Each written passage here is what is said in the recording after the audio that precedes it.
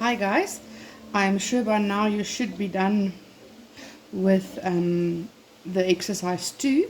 I'm quickly going to do its memo for you. If you're not done, just pause the video here, quickly finish it. When you're done, just you can use this video to mark. Yeah, I've done everything up until number 6. I'm going to start here from number 7.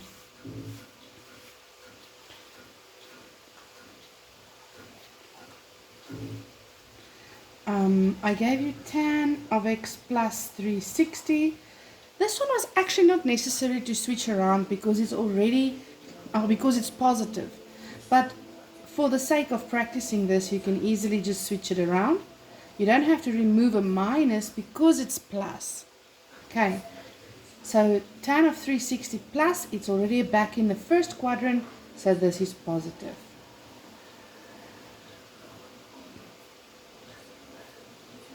But this one's different because it's got a minus. So for this one, I'm going to have to take out the minus. It'll become 360 minus x. And because it's tan, the minus goes to the front. Remember, if it was cos, the minus would not be in the front because cos of a negative angle still remains positive. Now tan in the fourth quadrant is negative again. And this minus multiplied by that one is a positive.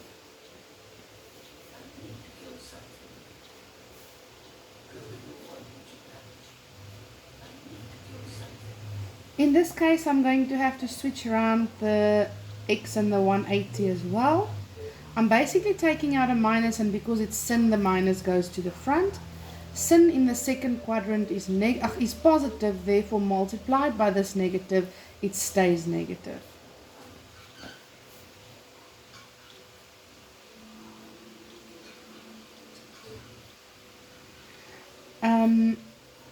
It doesn't matter what this sign is going to be because of the fact that it's squared.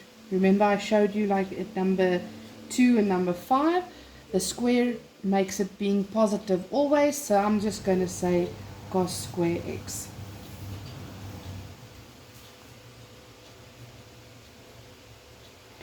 In this case, I'm going to switch it around. It'll become 90 minus x. The minus now goes to the front because it's sin. And then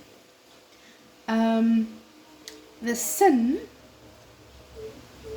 what am I doing? The 90 is changing sin to cos. So it's going to be minus cos x. The reason for the minus is because of this one that we took out earlier. Remember, 90 changes sin to cos. This one I can switch around, but it wouldn't change the sign because it's not negative. And sin of 90 plus, its second quadrant, sin is positive, and then 90 changes sin to cos. 13.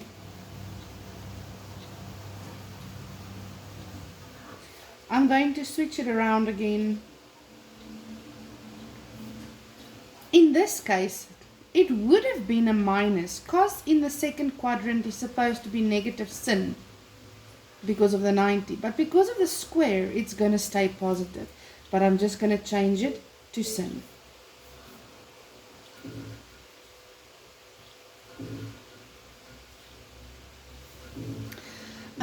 Here I'm going to switch it around.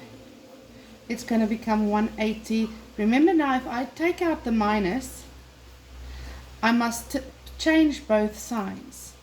So this one's actually going to become 180 plus x. And then sin in the third quadrant is positive. Now I'm wrong. Sin in the third quadrant is negative, and this minus multiplied by that one is now positive.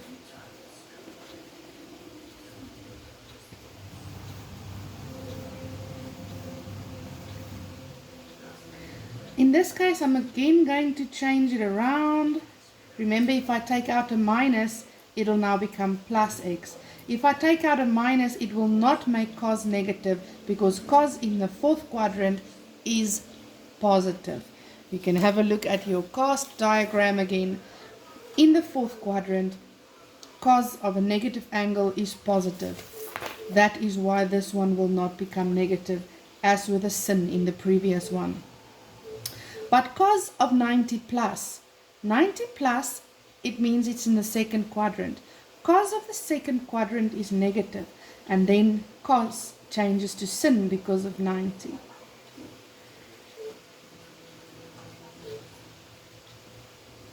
Just readjusting this a little bit, let us go to number 16.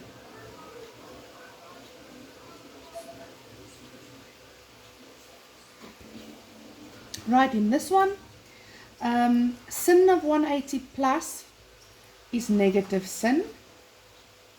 Cos of 180 minus, second quadrant, it means that it is negative. Cos in the fourth quadrant is positive, and sin in the second quadrant is also positive. Now sin can cancel sin, cos can cancel cos, minus times a minus is a plus. I am left with 1. Good. Number 17. Tan in the fourth quadrant is positive, no, negative tan. Cos in the third quadrant is negative cos.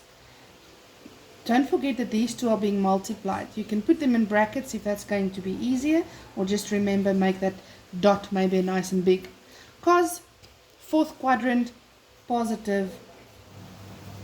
And then this is not multiplication, this is subtraction. Cos in the third quadrant is negative, but multiplied by this negative is now actually positive. So basically what's happening here is I've got minus times a minus, which is a plus, and then I've got tan times cos, and at the bottom I've got 1 cos plus another cos, that will end up being 2 cos.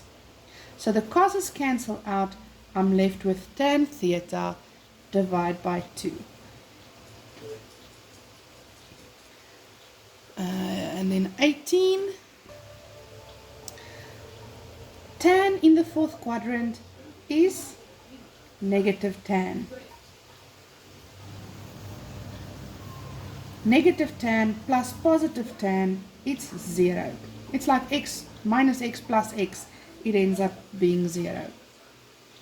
And then we'll be looking at number 19. Okay, number 19. Because it's squared, it doesn't really matter what is happening in this bracket. It will always be positive. It doesn't matter in what quadrant it is. I've got sin b here. And here I've got sin of 180 plus. It means it's negative. On the top it stays sin square b. And at the bottom, this is multiplication. It's not addition and subtraction. So I've got a plus times a minus, which is a minus. And I've got sin times sin, which is now actually sin square beta. And then those will cancel. I'm left with negative 1. Now please quickly just listen about the difference between this one, where it was square and became positive, and the next one that's also square but did not become positive. This one, the square was there from the beginning. So in other words, the square actually influenced the sign because it was there from the start. But in the second case, the denominator, the square wasn't there from the start. It actually got there, can I say, almost by accident. It does not influence the sign. So it cannot change the minus to a plus. If you can just maybe understand the difference between this one that became positive and this one that will remain negative. So if the square was there from the start, it changes it positive. If the square was not there from the start, if it got there by calculation, then the sign must be calculated as always. Okay guys, that is now the end of exercise 2. I will speak to you shortly again.